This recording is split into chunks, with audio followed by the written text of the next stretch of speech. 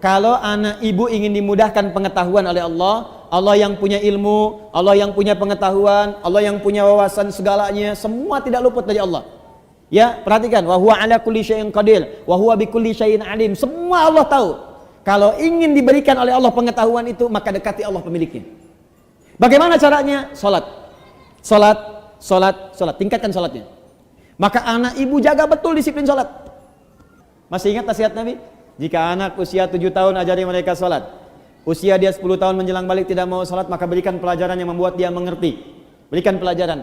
Kenapa Nabi meminta anak salat, salat, salat, salat? Karena ada korelasi antara salat dengan kepintaran seorang anak dan kebaikan seorang anak.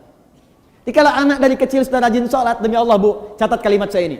Kalau anak diajari salat dengan benar dari kecilnya, maka anak itu dewasa akan tumbuh menjadi anak yang baik dan pintar. Itu sudah rumus. Ibu cek ya, Al-Kindi, Al-Ghazali, Al-Farabi, ya, Ibnu Sina, Al-Khawarizmi, Al-Battani, itu semua ulama-ulama ini dari kecil sebelum mereka belajar pengetahuan dididik oleh orang tuanya salat. Kedua, Al-Quran. Al-Quran. Ini ada rumus langsung disebutkan oleh pakar Quran. Kalau dia baru terlahir, di usia setiap bulannya, maka putarkan Al-Quran setiap juz setiap bulan. 1 bulan 1 juz. Berurut. Misal, bulan pertama dia lahir, juz 1, Al-Fatihah sampai 141. Juz 2, 142 sampai 253. Juz ketiga, ya 253 sampai dengan Ali Imran ayat ke-92. Terus, juz 1, juz 2, juz 3 sampai juz 30. Jadi, begitu anak itu usia 30 bulan, dia sudah mendengar 30 juz. Dan bayi itu fungsi pertamanya pada pendengarannya, bukan pada penglihatannya. Ketika usia 30 bulan, artinya 2 tahun setengah. 24 bulan 2 tahun, 6 bulannya setengah, 2 tahun setengah dia sudah mulai bisa bicara. Dan dia sudah menghimpun di memorinya 30 juz Al-Quran. Anak itu, ini sepakat para pakar Quran, hanya tinggal diajarkan menghafal Quran 6 bulan, hafal Quran 30 juz. Di 3 tahun anak itu sudah hafal 30 juz. Ibu cari murattal 30 juz. Misal dengan speaker aktif atau yang lain, ibu putar aja di rumah 24 jam. Simpan di ruangan yang strategis, di ruang tengah, di kamar tidur.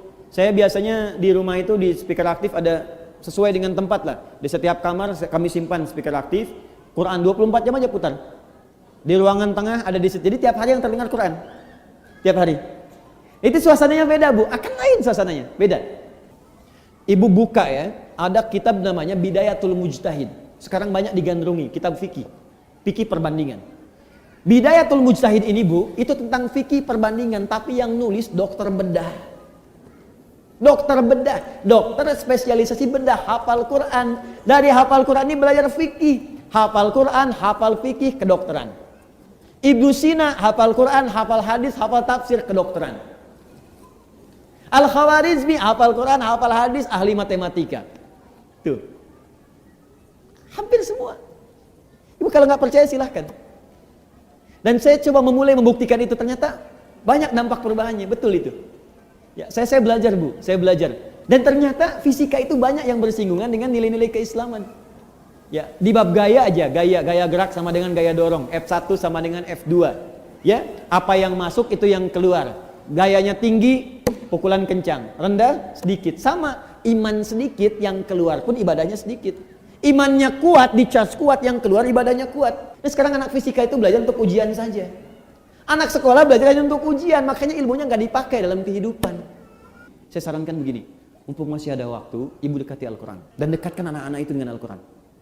Itu Allah akan tingkatkan tingkat kecerdasannya. Kalau hafal dengan benar, itu minimal 3 kali lipat. Ada korelasi antara peningkatan kecerdasan dengan hafalan Quran.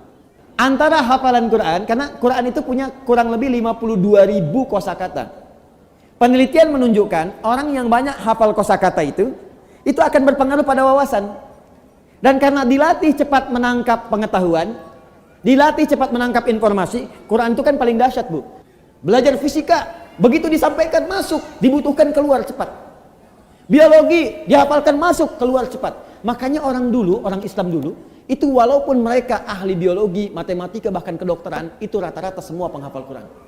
Masya Allah, itu dan kepake ilmunya gitu. Dan sekarang pun masih dikenal.